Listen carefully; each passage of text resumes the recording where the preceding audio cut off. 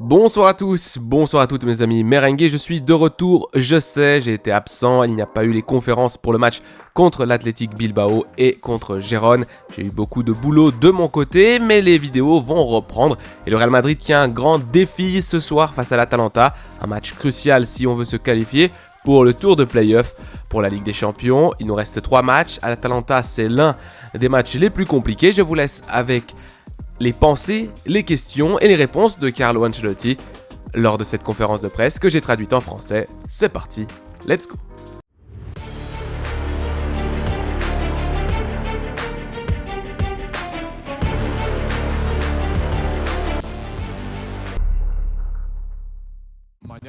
Demain, le Real Madrid affronte l'une des meilleures équipes d'Europe en ce moment, qui n'a encaissé qu'un seul but dans cette Ligue des Champions, et que l'équipe a affronté en août en Supercoupe d'Europe. Quel est le niveau d'exigence de ce match, le match de demain, et quelle différence voyez-vous avec l'adversaire par rapport à ce match à Varsovie? Oui, c'est un match exigeant, très exigeant. L'Atalanta a fait les choses très bien.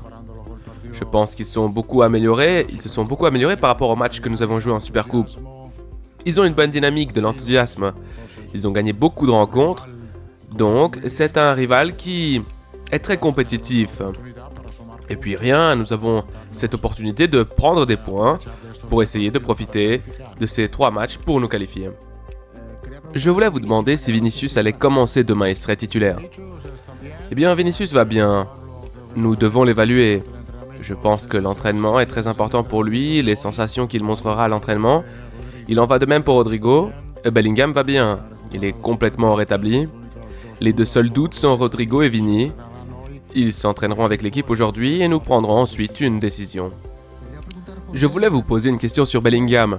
Qu'est-ce qui a fait qu'il a si bien réussi et qu'il s'est tellement amélioré au cours du dernier mois? Je ne sais pas s'il a bénéficié du fait d'avoir moins d'attaquants devant lui en raison de la blessure de Vini et d'être ainsi capable de trouver plus facilement les espaces dans la surface dans ces situations. Non, pas vraiment. Ça n'a pas beaucoup changé, ça a peu changé. Je pense que la dynamique de l'équipe est que nous jouons un peu mieux en attaque avec plus de mobilité. Et lui, il en profite et je pense qu'il a encore marqué, ce qui est évidemment très important pour lui et pour nous. Mais ce n'est pas que son attitude sur le terrain ait beaucoup changé. Parce que Bellingham contribue toujours, il a toujours contribué, en défense et en attaque, même s'il ne marque pas à chaque match.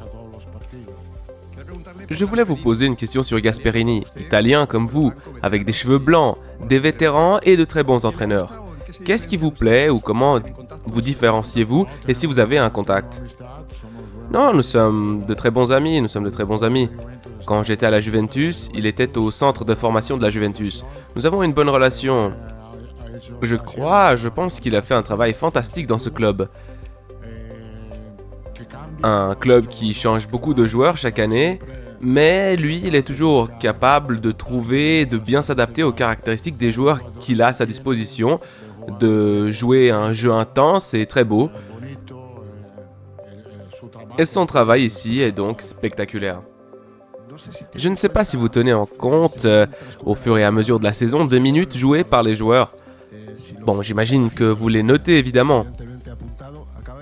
Fede Valverde vient de partir d'ici de la conférence. Il n'a manqué qu'un seul match sur les 77 qu'il a joué pour le Real Madrid et je pense qu'il a été titulaire à 100% à chaque match. Je sais que vous tenez compte de ces éléments et de ce que vous nous avez dit il y a quelques mois à propos des vacances données. Ces vacances sont-elles déjà terminées? C'est quelque chose... Bon, la vérité, c'est qu'il est possible de penser à la rotation, à donner des vacances aux joueurs lorsque l'effectif est au complet. Et malheureusement, nous avons eu des blessures de longue durée, comme celle de Militao ou de Carvajal. Et il est donc beaucoup plus compliqué de faire tourner. Les joueurs vont donc avoir plus de minutes que d'habitude. Je pense sincèrement que Valverde est un cas particulier parce qu'il a joué comme arrière latéral. Il a joué également comme pivot, il a joué comme joueur intérieur, comme milieu intérieur. Il a joué aussi comme ailier. Et aussi, si quelqu'un dit qu'il n'aime pas jouer en tant qu'ailier, eh bien je m'en fiche. Parce qu'avec Valverde en tant qu'ailier, nous avons gagné 2 Ligues des Champions. Et donc, C'est un joueur fondamental pour cette équipe. Il semble y avoir une certaine précipitation. Je ne sais pas si c'est seulement dans la presse, chez les supporters aussi. Je ne sais pas si c'est aussi une question du club. Au niveau des jeunes joueurs, Güler et Hendrik, qui ont 18 et 19 ans, sont les plus en vue. Je voulais savoir ce que vous en pensiez, si vous avez l'impression qu'ils sont mis à l'écart dans ce sens. Est-ce que, dans le cas de Hendrik, s'il peut quitter le club, s'il pourrait quitter le club en prêt en janvier ou c'est hors de question? Non, Hendrik reste ici, comme Güler reste ici. Plus de minutes pour eux, je ne sais pas. Peut-être qu'ils ont besoin de plus de minutes. Mais je n'ai pas de préjugés sur qui que ce soit. Je veux et j'essaye toujours de mettre la meilleure équipe dans chaque match, que le joueur ait 18 ou 40 ans. Ce que je pense, c'est toujours qu'il faut essayer de mettre la meilleure équipe pour gagner le match. Parfois, je peux penser qu'il s'agit de mettre Hendrik. Ce serait donc la meilleure équipe. Et parfois, je pense qu'avec Güler, c'est la meilleure équipe. Parfois, je pense que ce n'est pas le cas. Donc, il faut être patient. Oui, il faut être patient avec les jeunes. Parce que nos jeunes nous apportent de l'enthousiasme. Mais parfois, parce qu'ils sont jeunes, justement, ils doivent apprendre beaucoup de choses. Et ces choses-là viendront avec le temps. Avec le temps. Moi, je n'ai aucun préjugé à l'égard de ces jeunes. Je n'ai aucun préjugé sur les jeunes. Au cours de ma carrière, j'ai fait jouer des joueurs qui avaient 18 ou 17 ans parce que je pensais qu'ils étaient le meilleur choix pour gagner des matchs.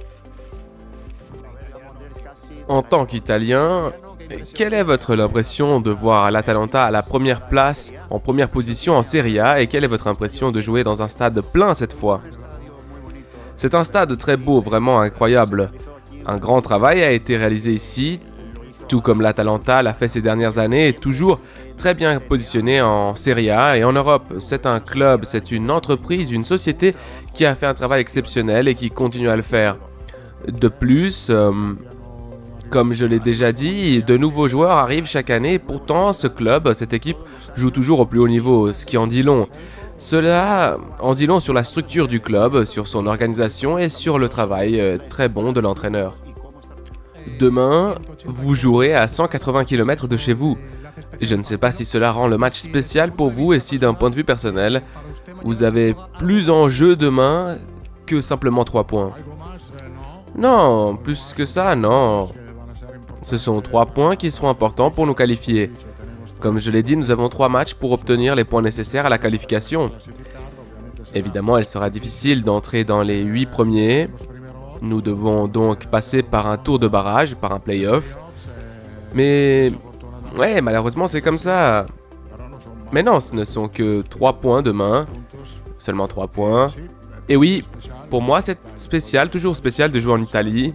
Revenir en Italie est toujours spécial parce que je me sens italien à 100%. C'est l'un des 3 matchs qui vous aideront et les 3 points ont un point particulier. Ce sont 3 points beaucoup plus lourds, beaucoup plus décisifs que n'importe quel autre point. Ce n'est pas la situation la plus compliquée que vous ayez jamais eu à gérer, nous le savons parfaitement, mais il me semble que vous êtes trop calme. Vous semblez très calme. Oui, je fais totalement confiance à mon équipe, j'ai confiance en mes athlètes, en mes joueurs. Je pense que les choses se sont améliorées dernièrement et qu'elles vont encore s'améliorer.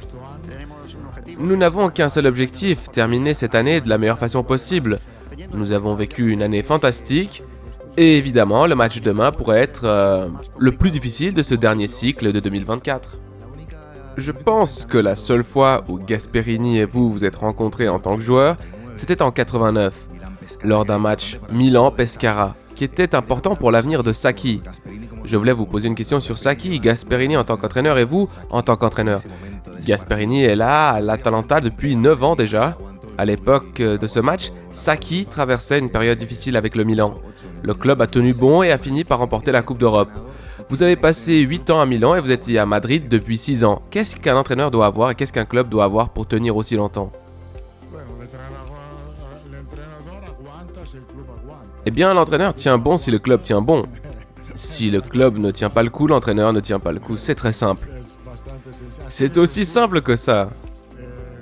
Et... eh bien...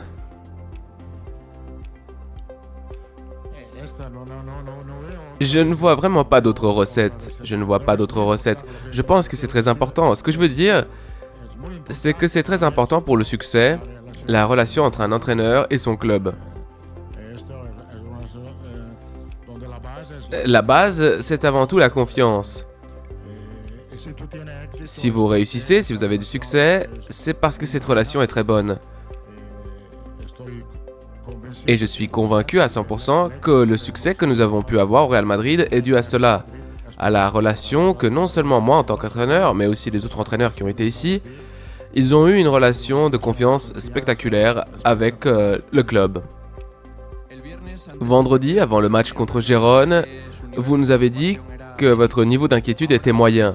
Aujourd'hui, après la victoire contre Gérone, quel est le niveau d'inquiétude d'Ancelotti?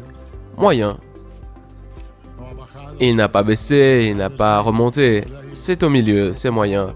Nous sommes inquiets parce que nous essayons de nous inquiéter de notre adversaire, qui est une très bonne équipe, pour bien préparer une bonne stratégie. C'est-à-dire de donner à mes joueurs des idées très claires, de leur transmettre des idées très claires sur ce qu'ils doivent faire, et rien de plus. C'est comme ça la veille de chaque match. Je voulais vous poser une question sur Kylian Mbappé. Hier, il a réalisé une interview à Canal+ France et il a expliqué qu'en début de saison, il était un peu, disons, un peu anxieux de marquer des buts. Je voulais vous demander comment vous l'avez aidé à s'améliorer dans tous ces aspects et si vous pensez que cette interview règle un peu tous les problèmes autour d'Mbappé. Tu sais, ce soir pourrait être la première conférence de presse sans parler de Mbappé. Et toi, t'es arrivé. Bon, Mbappé va bien, il progresse. Qu'est-ce que j'ai apporté? Rien d'autre que de lui donner la confiance dont a besoin un joueur qui arrive dans une nouvelle équipe, dans un nouveau club. Je pense qu'il s'est très bien débrouillé lors des 2 derniers matchs. Je crois qu'il commence à avoir une bonne dynamique dans les matchs. Il est beaucoup plus actif. Demain, son match peut être très important pour nous.